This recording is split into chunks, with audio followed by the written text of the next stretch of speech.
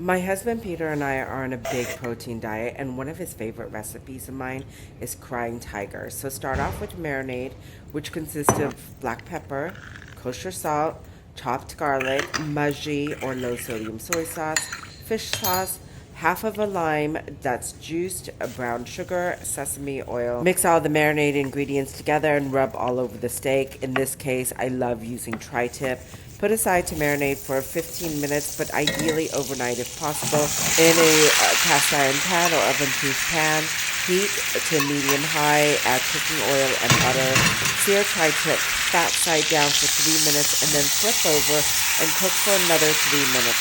Pour marinade sauce over the tri-tip and place in the oven at 350 degrees.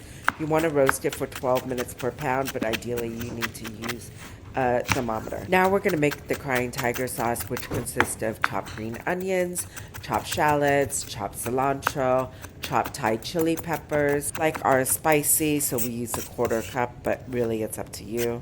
Lime zest from half a lime, and a quarter cup of lime juice and tamarind paste. If you can't find tamarind paste at your local supermarket, you can easily buy it on Amazon. Crying tiger should have a nice kick to it, so I also add gochugaru, which is Korean chili flakes, brown sugar, roasted rice powder, fish sauce, white vinegar.